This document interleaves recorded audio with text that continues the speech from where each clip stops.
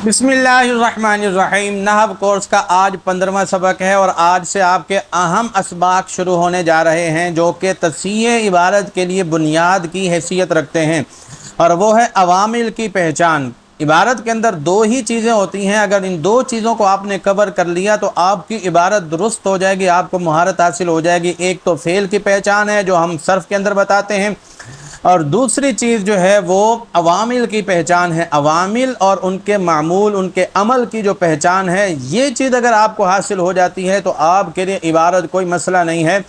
और हम जो है वो इसके अंदर, ये जो नहव कोर्स है इसके अंदर हम अवामिल की पहचान करवाते हैं और कुछ ना कुछ मामूल की पहचान हो जाती है। लेकिन जो तस्हीह इबारत कोर्स होता है उसमें अवामिल की तो आपको पहले से ही पहचान हो चुकी होती है, लिहाजा उसमें हम मज़ीद सूरतें बयान करते हैं, उसमें मामूल पर तवज्जो देते हैं, यानी अवामिल के अमल पर तवज्जो देते हैं कि अवामिल कहाँ किस तरह अमल कर रहा है और कहाँ किस तरह अमल कर रहा है।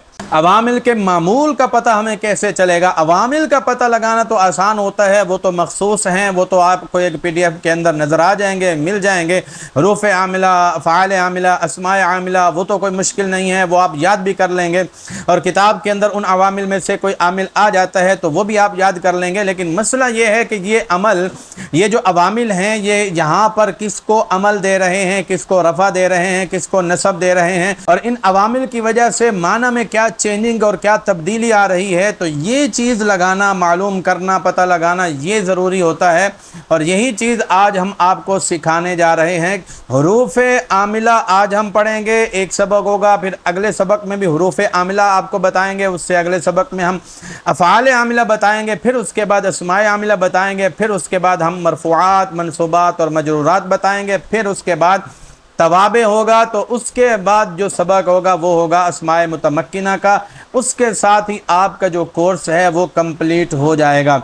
तो इस वजह से हम इंशाअल्लाह अज़ीज़ कोर्स आपका ज़रूर मुकम्मल करेंगे और जितने भी असबाक हैं वो आप तक ज़रूर पहुंचाएंगे। किसी जगह आपको दिक्कत, कोई दुश्वारी होगी, ग्रुप के अंदर वो आपका मसला हल करेंगे। कोई मिसाल समझने में आपको दुश्वारी हुई तो आप ग्रुप के अंदर वो शेयर करें, हम इंशाअल्लाह अज़्ज़ा वजल उसकी आपको वज़ाहत करेंगे और बताएँगे। गलती करेंगे, सीखेंगे और आपको मज़ीद इन चीज़ों का इल्म होता जाएगा। हरूफ आमिला में से हमने 3 का इंतखाब किया है। हरूफ नासिबा वो आपने पढ़े होंगे, हरूफ जाज़िमा वो भी आपने पढ़े होंगे, हरूफ निदा वो भी आपने पढ़े होंगे। ये आसान है, सबसे पहले हमने इन्हीं का इंतखाब किया। उसके बाद अस्माए शर्तिया। आज हम आपको 4 चीज़ें, 4 किस्म के अवामिल बताने जा रहे हैं। अस्माए शर्तिया का भी हमने हरूफ के साथ ही उसको शामिल कर लिया। क्यों? क्योंकि आपने पढ़ा होगा हरूफ जाज़िमा में कितने हैं? 5 हैं। लम, लम्मा, लाम, अमर, लाए नहीं, इन शर्तिया उसके अंदर आता है। तो इन शर्तिया जो अमल करता है, अस्माए शर्तिया भी सेम वही अमल करते हैं। इस वजह से हमने हरूफ के साथ अस्माए शर्तिया को भी ऐड कर दिया है ताकि आपको एक जगह ही इनका जो अमल है वो मालूम हो जाए। तो हरूफ नासिबा हमने फिर मिसालें दे दी हैं, आपने हरूफ नासिबा पहचानना है, उसका अमल भी देना है। हरूफ जाज़िमा पहचानना है, उसका अमल बताना है, यहाँ पर ये अमल कर रहा है। हरूफ निदा यहाँ पर ये अमल कर रहा है, अस्माए शर्तिया यहाँ पर ये अमल कर रहे हैं। ये चीज़ें आपने मिसालें नीचे दी हुई हैं तो उनके अंदर आपने बताना है। देखिए, ये हरूफ नासिबा भी मुज़ारे से पहले आते हैं, हरूफ जाज़िमा भी मुज़ारे से पहले आते हैं, अस्माए शर्तिया भी मुज़ारे से पहले आते हैं। तो जब मुज़ारे से पहले आते हैं ना, तो ये मुज़ारे को क्या करते हैं, उनमें माना में तब्दीली कर देते हैं, लफ्ज़ में भी तब्दीली कर देते हैं। ये चीज़ आपके लिए जानना ज़रूरी है। जो हरूफ नासिबा, इसके बारे में आपने पढ़ा होगा जी। 5 सीगे होते हैं मुज़ारे के जिनके आखिर में पेश आती है। वो 5 सीगे मैं आपको बता देता हूँ, हो सकता है कोई भूल गया हो। यनसुरु, तनसुरु, तनसुरु, अनसुरु, ननसुरु, ये 5 सीगे हैं जिनके आखिर में पेश आती है। मुज़ारे की कोई भी गर्दान आप देखेंगे तो उसके अंदर ये 5 सीगे आपको मिलेंगे जिनके आखिर में पेश है। जब इन 5 सीगों से पहले हरूफ नासिबा में से कोई हर्फ लग जाएगा तो वो इनको ज़बर दे देगा, हरूफ जाज़िमा में से कोई हर्फ लग जाएगा तो वो इनको जज़म दे देगा, और अगर अस्माए शर्तिया में से कोई हर्फ इसम लग जाएगा तो वो भी इनको जज़म देगा। कितनी आसान बात है, ये आपको पहले समझ आ गई होगी, यकीनन आपने सर पढ़ी है तो आपको ये चीज़ मालूम होगी। फिर इन 5 सीगों के अलावा बाकी 7 सीगे ऐसे हैं जिनके आखिर में नून एराबी होता है। तो अगर ان سے پہلے حروف ناصبہ میں سے کوئی حرف آ جائے تو وہ 7 سیغوں سے نون را بھی گرا دیں گے، یہ حروف ناصبہ حروف جازمہ آ جائیں وہ بھی گرا دیں گے، اسماء شرطیہ آ جائیں وہ بھی گرا دیں گے۔ اتنی بات تو آپ کو سمجھ آ گئی ہوگی۔ اب ہم چلتے ہیں مثالوں کی طرف، اور تیسری یہ رہ گئی حروف ندا۔ حروف ندا کیا کرتا ہے وہ میں آگے مثالوں کے ساتھ آپ کو بتاتا ہوں، لیکن میں یہاں پر جو اہم بات بتانے جا رہا ہوں وہ یہ ہے کہ جب حروف ناصبہ آتے ہیں مضارع سے پہلے تو وہ ترجمہ میں کیا فرق ڈالتے ہیں اور تبدیلی کرتے ہیں، اسی طرح حروف جازمہ جب آتے ہیں تو اس سے ترجمہ میں کیا فرق آتا ہے، یہ چیز بھی جاننا آپ کے لیے ضروری ہے تاکہ ترجمہ کرنے میں آپ کے لیے آسانی ہو۔ تو آپ دیکھیے، ویسے ینصر جو مضارع ہے اس کا ترجمہ ہوتا ہے وہ ایک مرد مدد کرتا ہے یا کرے گا، اس کو یوں بھی آپ کہہ سکتے ہیں کہ مدد کرتا ہے یا کرے گا وہ ایک مرد، اس کا یہ ترجمہ ہوتا ہے۔ لیکن جب اس سے پہلے ان آئے گا تو آپ دیکھیے کہ اس کا ترجمہ کیا ہو جائے گا، اس کا ترجمہ ہوگا مدد کرنا۔ دیکھیں ترجمہ تبدیل ہو گیا۔ اسی طرح اگر لن ناصبہ آ جائے گا تو پھر ترجمہ کیا ہوگا، لن ینصرا، وہ ایک مرد ہرگز مدد نہیں کرے گا، تو یہ چینج ہو گیا ترجمہ۔ اسی طرح اگر کئی آ جائے تو پھر ترجمہ کیا ہوگا، کئی ینصرا، تاکہ وہ ایک مرد مدد کرے، اذن ینصرا، تب تو وہ ایک مرد مدد کرے گا۔ پہلے ترجمہ تھا مدد کرتا ہے یا کرے گا، اب تبدیل ہو گیا۔ یہ آپ کے سامنے مثال ہے، پی ڈی ایف آپ کو مل جائے گا۔ اسی طرح اگر حروف جازمہ مضارع سے پہلے آتے ہیں تو پھر بھی ترجمہ میں فرق آ جاتا ہے، جیسے اگر لم آ جائے، لم ینصر، تو ترجمہ کیا ہوگا، اس ایک مرد نے مدد نہیں کی، اور لما ینصر، اس ایک مرد نے ابھی تک مدد نہیں کی۔ اسی طرح لی ینصر، اگر لام آ جاتا ہے، لی ینصر، تو پھر ترجمہ کیا ہوگا، چاہیے کہ مدد کرے وہ ایک مرد، اور اگر لا آ جائے، لا ینصر، تو پھر ترجمہ کیا ہوگا، مدد نہ کرے وہ ایک مرد، نہیں والا ترجمہ ہوگا، روکنے والا ترجمہ ہوگا۔ اور اگر ان آ جائے یا اسماء شرطیہ میں سے کوئی آ جائے تو ترجمہ کیا ہوگا، ان کا ویسے ترجمہ ہوتا ہے اگر، اور ینصر کا ترجمہ کیا ہوگا، اگر وہ ایک مرد مدد کرے گا۔ اسی طرح اینما اگر آ جائے تو اینما کا معنی ہوتا ہے جہاں، تو ترجمہ کیا ہوگا، جہاں وہ ایک مرد مدد کرے گا۔ اور اسی طرح مہما آ جائے تو اس کا معنی ہوتا ہے جو، تو مطلب ہوگا جو وہ مدد کرے گا۔ تو اس طرح میں نے اوپر معنی اسماء شرطیہ کے سارے معنی لکھ دیے ہیں، تو جہاں پر ان کا ترجمہ بنتا ہے نا تو وہاں پر آپ نے اسماء شرطیہ کا معنی لگا لینا ہے، تو آپ کو پتہ چل جائے گا کہ ترجمہ کیا ہے۔ ان کا ترجمہ بھی لازمی آپ نے یاد رکھنا ہے۔ اگر آپ ترجمہ بھی سیکھنا چاہتے ہیں تو ان جو میں نے عوامل آپ کے سامنے رکھے ہیں ان کا ترجمہ یاد ہونا آپ کے لیے ضروری ہے، اور ان عوامل سے ترجمہ میں کیا فرق آتا ہے اس کا علم بھی آپ کے لیے ضروری ہے۔ اب نیچے دیکھیے، یہ 4 کالم آپ کے سامنے ہیں۔ پہلے حروف ناصبہ ہے، تو حروف ناصبہ جب آیا تو اس نے کیا کر دیا، جیسے ان یخالفہ، یخالفو تھا، ان آیا تو اس نے آخر میں زبر دے دیا، ان یخالفہ بن گیا۔ اسی طرح نمنعو تھا، لن ناصبہ آیا تو اس نے آخر میں زبر دے دی اور یہ بن گیا لن نمنع۔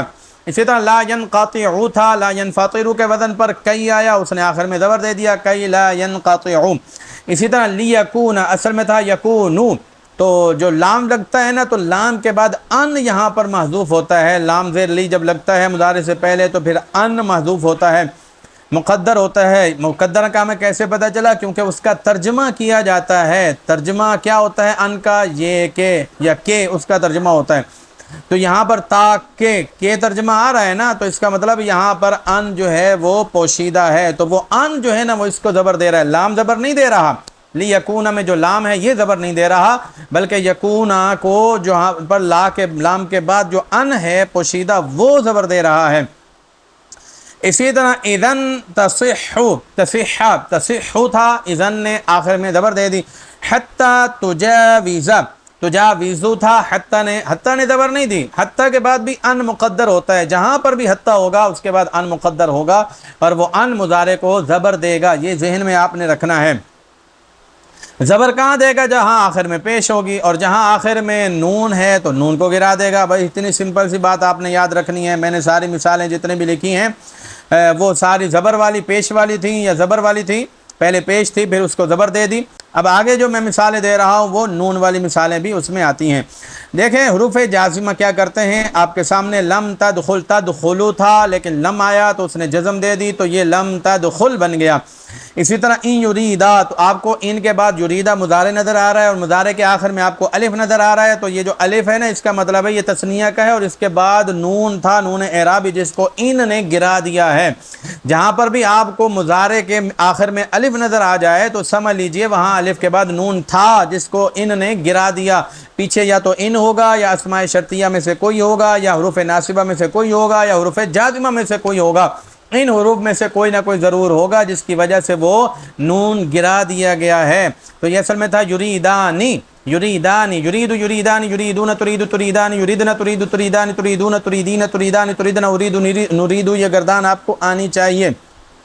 اگر نہیں آتی کوئی بات نہیں، میں نے ایک پی ڈی ایف بنایا ہے، وہ پی ڈی ایف آپ لے سکتے ہیں، اس کے اندر میں نے بہت ہی زبردست قسم سے ترتیب سے وہ ساری چیزیں لکھی ہوئی ہیں، آپ صرف ان کو دہراتے جائیں، انشاءاللہ العزیز آپ کی صرف ٹائٹ ہو جائے گی، پکی ہو جائے گی، اور آپ کو ترجمہ کرنے کا طریقہ بھی، فعل کا ترجمہ کرنے کا طریقہ بھی آ جائے گا۔ لیکن تب جب آپ صرف کا جو ہمارا کورس ہوگا اس کے مطابق آپ ترجمہ کرنا سیکھیں گے، تب آپ کو آ جائے گا۔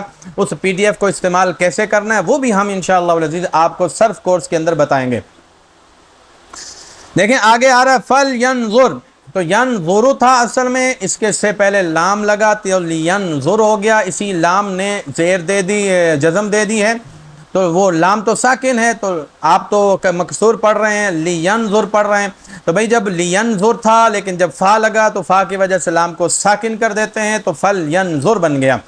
تو جہاں بھی آپ کو یہ نظر آئے نا فا لام علامت مضارع یا، جہاں پر بھی آپ کو نظر آ جائے تو سمجھ لیجئے وہاں پر یہ لام امر ہے، امر کا صیغہ ہے، اور وہاں پر لام جو ہے وہ ساکن ہے، فَلْيَنْظُرْ اس کو پڑھیں گے۔ اسی طرح آگے لا تُخْفِرُوا آپ کو نظر آ رہا ہے، لا تُخْفِرُوا، دیکھیں لا کے بعد تُخْفِرُوا آ رہا ہے، علامت مضارع ہے، تو یہ مضارع نظر آ رہا ہے آپ کو، تو مضارع کے آخر میں واو الف نظر آ رہا ہے، اس کا مطلب ہے کہ یہاں آخر میں نون تھا جس کو لا نے گرا دیا ہے، یا تو لا گرائے گا یا شروع میں ان ہوگا وہ گرائے گا، یا لا گرائے گا یا شروع میں ان ہوگا وہ گرائے گا، یہ ذہن میں رکھیں۔